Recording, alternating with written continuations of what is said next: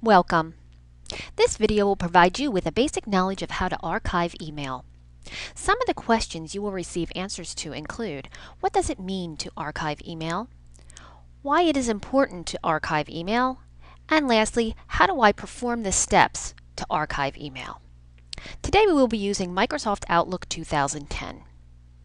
This computer-based learning is brought to you by TS Technology, empowering people and business through technology.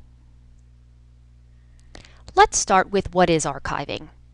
Archiving means to move your old, unused, but still necessary to keep email and save them in a compressed format. This may sound like the same thing as a backup, but unlike a traditional backup in which a copy of items are made, archived items are moved to a separate Outlook data file. This file can be easily accessed at any time by opening the file. You may ask, why would I want to archive old email? Simply this: by archiving older email, you actually increase available storage space on your computer. Archiving is also a good idea when you wish to just clean up and organize your email. And lastly, archiving is not only limited to email, you can also archive calendar items as well.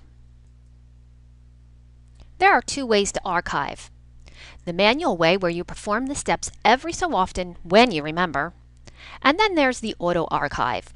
Auto archive automatically moves items older than a specific date to the archive folder for you.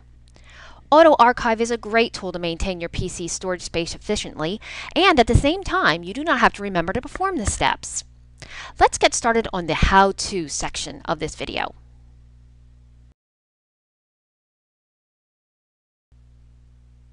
You'll want to start by opening Microsoft Outlook. The first archive I would like to show you is the manual archive. To perform the manual archive, click on the File tab in the upper left corner of your screen. Make sure the Info option is highlighted, and then proceed to click on the Cleanups tool button on your screen. This will produce a menu from which you can click on Archive. The Archive box will appear.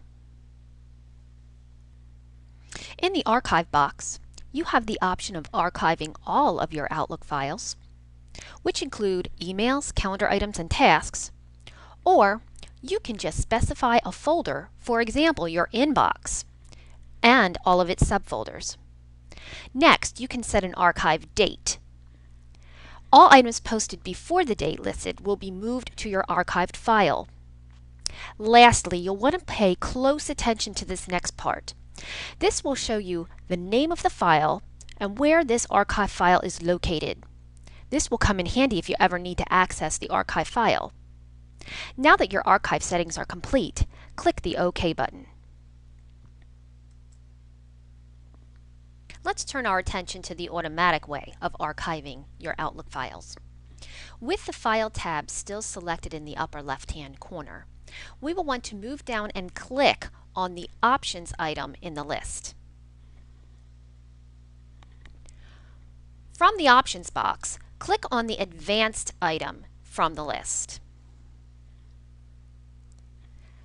Move your mouse over to the Auto Archive section of the screen and click on the Auto Archive Settings button.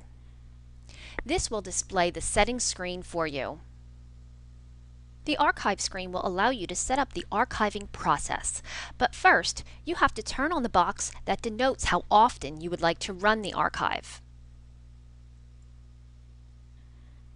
Once turned on, all options below this first box can be modified, including whether you want to be prompted before each auto archive, if you would like to show the archive folder in your list of folders for easier access, when would you like the items finally deleted, and the name and location of the archive file.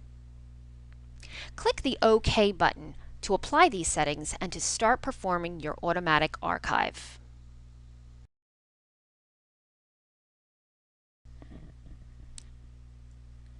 I hope you found this tutorial helpful to understand what an archive is, why we should perform archives, and most importantly, how to perform an archive manually and automatically.